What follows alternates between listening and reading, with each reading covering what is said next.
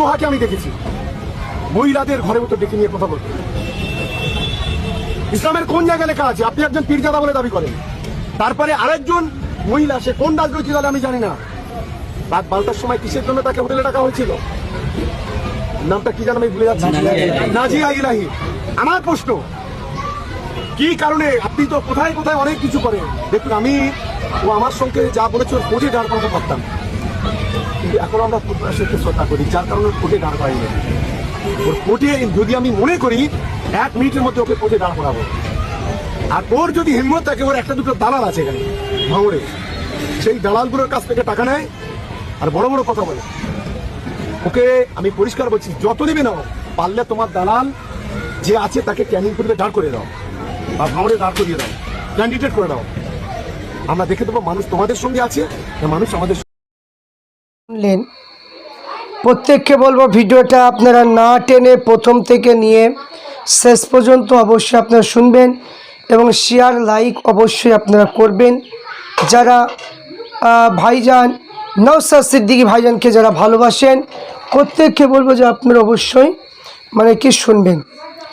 এই যে ক্যানিংয়ের যে বিধায়ক শওকত মোল্লা সাহেব, ফুরফুরা শরীফের ছোট হুজুর পীর কেবলা রহমাতুল্লাহ আলাইহির কলিজা রক্তে জিগার পীরজাদা পীর সাহেব তোহা সিদ্দিকী চাচার হুজুর কেবলার বিরুদ্ধে যে কথাগুলো তুলে ধরলো, আমি এখানে বলবো মানুষ হলো বড় স্বার্থপর।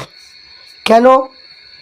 যে এখানে প্রয়োজন হলে, প্রয়োজন যখন হয় তখন সব কিছু চলে, প্রয়োজন ফুরিয়ে গেলে তখন আর কেউ তাকে চিনতে পারে না। তো এখানে যে তোহা সিদ্দিকী চাচাজান হুজুর কেবলার উপর যে অভিযোগটা তুলেছে, তো শওকত মোল্লা সাহেব তিনিও তো অনেক অভিযোগ, ভরি ভরি অভিযোগ রয়েছে, যেটা তোহা সিদ্দিকী চাচাজান হুজুর কেবলা তিনি তুলে ধরেছে। তার বিপক্ষে আর কোনো রাস্তা পাচ্ছে না, বিকল্প কোনো রাস্তা পাচ্ছে না। এই জন্য যে তোহা সিদ্দিকী চাচাজান হুজুর কেবলার বিপক্ষে কিছু কথা তো তুলে ধরতে হবে, এই জন্য কিছু একটা রং লাগানোর চেষ্টা করছে। তো যতই রং লাগানোর চেষ্টা করুক, এখানে তোহা সিদ্দিকী চাচাজান হুজুর কেবলা কোনো ক্ষতি হবে না। কারণ প্রত্যেক মানুষ জানে যে শওকত মোল্লা সাহেব কেমন একটা মাল, প্রত্যেকেই জানে। এ ভণ্ড প্রতারক, এর কি জেনা কম নেই, এর মধ্যে কি যে কত যে কি দুর্নীতি রয়েছে এর মধ্যে, সবাই জানে, প্রত্যেক মানুষই জানে। তো আমি এখানে বলবো যে তোহা সিদ্দিকী চাচাজান হুজুরকে নিয়ে কোনো মাতামাতি, কোনো কিছু বলা, এগুলো ঠিক মানায় না। কারণ চাচাজান হুজুর কেবলা বয়স্ক মানুষ, তিনি একজন বয়স্ক মানুষ, নবীর বংশের মানুষ। আর তিনার নামে যে কি তোহা তোহা করে কথা বলা বা তুই মুই করে কথা বলা, এটা যারা মুরুক্ষ হয়, যারা মমতা দিদি অমনি তো বলেছিলেন, আর তুই তো জীবন তলায় বোম বাঁধিস, কথাটা ঠিকই বলেছিল। এর মধ্যে কোনো শিক্ষার কোনো যোগ্যতা নেই। এ নাকি বলে আমি মাদ্রাসার 2 ক্লাস পড়ে নাকি আমি আলেম হতাম।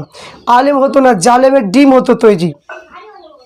যার মধ্যে ছোট হুজুর পীর কেবলা রহমাতুল্লাহ আলাইহিকে ছোট কি অপমান করে, যার মধ্যে মিথ্যা কথা প্রচুর, যার মধ্যে মানুষকে নিয়ে, মানুষের অধিকার নিয়ে ছিনিমিনি করে, এই সমস্ত নেতা পিছনে স্টাম্প মারা আছে বলে যা ইচ্ছা তাই করে চলছে। কিন্তু এটা কোনোদিনই কোনো মানুষ মেনে নিতে পারে না। কারণ এই বাংলা জমিন ফুরফুরা শরীফের পীর মুজাদ্দিদুজ্জামান আবু বকর সিদ্দিক রহমাতুল্লাহ আলাইহির অবদান রয়েছে। আর এখন তুমি কতিয়া হরিদাস পাল, তুমি এসে বড় নেতা দেখাচ্ছ। নেতা কি হয়ে তোহা সিদ্দিকী হুজুরের উপর আক্রমণ করা, এটা আমরা কখনোই ফুরফুরা মুরিদ হয়ে আমরা এটা মেনে নিতে পারি না। আমরা যেমন প্রতিবাদ করি ফুরফুরা মুরিদ হয়ে, আমি বলবো ক্যানিংয়ের মানুষ দেখে বলবো, ভাঙড়ের মানুষ দেখে বলবো, যারা ফুরফুরার বিরুদ্ধে কথা বলবে ওই সমস্ত মানুষগুলোকে কড়ার জবাব 2026-এ অবশ্যই দিতে হবে। ভোট ডিক্লেয়ার হয়ে গিয়েছে, তার জবাব আপনাদেরকে দিতে হবে। কারণ এই যে কাজগুলো করছে, এত দুর্নীতি করা, মানুষের উপর এত নির্মমভাবে অত্যাচার করা, এবং তার মুসলমান প্রতি দরদ নেই, অন্য ধর্মের প্রতি দরদ, উৎসবে চলে যায়। আবার সে বলে আমি মুসলমান, আমি আর 2 ক্লাস পড়লে আলেম হতাম। আলেম হতো না, জালেম তৈরি হতো। যার মধ্যে কোনো জ্ঞান নেই, যার মধ্যে কোনো কথার কোনো মানে কি ভাঁজ নেই, সে আবার বড় নেতা মানে কি দাবি করে। মানে কি পিছন থেকে যদি জনগণ যদি ভোট না দেয়, মানে কি এখানে এমএলএ যদি না হতে পারে, কুকুর তাকে চিনতে পারবে না, রাস্তায় তাকে দেখলে ঘ্যাও ঘ্যাও করবে। আর তোহা সিদ্দিক হুজুর মানে তিনি রাজনীতি করেন না, সারা জীবন তিনাদের জন্য মানুষ সবাই নাম করবে, এটার নামই হচ্ছে ফুরফুরা। তাই আমি বলো ফুরফুরার বিরুদ্ধে কথা বলতে গেলে একটু মেপে বলতে হবে শওকত সাহেব। এই জন্য পিরজাদা আব্বাস সিদ্দিকী ভাইজান কিছু কিছু কারণের জন্য তাকে বলেছিলেন কি, যে তাকে বলা হয়েছিল যে জাহান্নামে কুকুর। কিসের জন্য বলেছিল? এই কারণের জন্য, কারণ যে নিজে একটা নেতা হয়ে সে অন্যায়কে সাপোর্ট করবে, অন্যায় প্রতি থাকবে, ফুরফুরা শরীফে মা বাপ তুলে গালি দেবে, এটা তো কখনো কোনো মানে নেতা বলে না, কোনো রাজনীতির নেতাবিদ বলে না। তাহলে আপনি কেন দিচ্ছেন? তার কারণ হচ্ছে তার হিংসা হচ্ছে।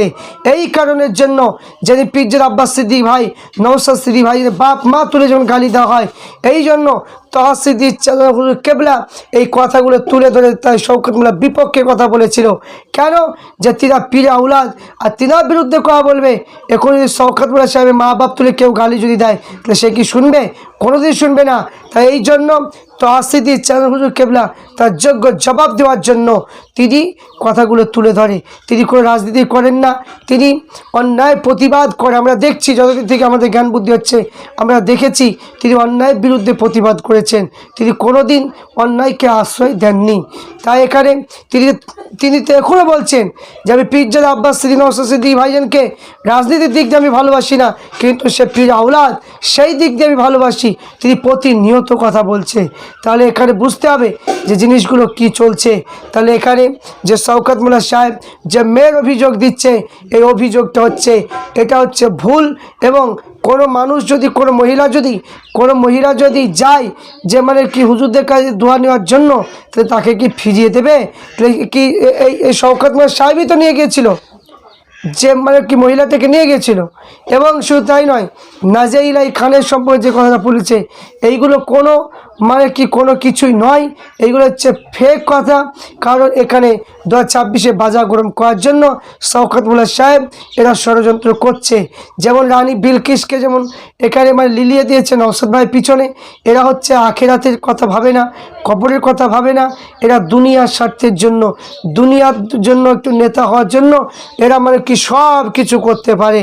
তাই এদের কথা শুনে আমরা পীর আউলাদের বিরুদ্ধে আমরা কথা বলবো না। যদি আমরা পীর আউলাদের ভালো যদি না বাসি, আমরা তাদের কাছ থেকে দূরে থাকবো। কিন্তু আমরা দাদা হুজুরের নীতির বাইরে আমরা কেউ যাব না। অনেকে ফুরফুরার বিরুদ্ধে যারা কথা বলছেন, আমি বলবো আপনাদের বলাটা এটা হচ্ছে চরম অন্যায়। কারণ আজ সুখের দিনে আজ মানে মুখে যা আসে তাই বলছেন, কিন্তু যেদিন বিপদের দিন ছিল সেদিন কোনো বন্ধুকে পাওয়া গিয়েছিল না। তাই আমি বলবো যে এই শওকত মোল্লা সাহেবের এই বক্তব্য আমরা তীব্র নিন্দা জানাচ্ছি। এটা তোহা সিদ্দিকী হুজুরের নামে এই কথাগুলো বলা কখনোই উচিত হয়নি। বড় মানুষ সম্মান দিতে হবে, সম্মানের যোগ্যতা তিনি সম্মান দিয়ে কথা বলুন, অবশ্যই আপনি সম্মান পাবেন। আর সম্মান যদি না দেন, আপনি কখনো সম্মান কোনো দিনই পাবেন না। আর মরে গেলে কবরে কোনো নেতা আপনার কবরে ঢুকবে না। কথাটা মাথায় রাখবেন শওকত মোল্লা সাহেব।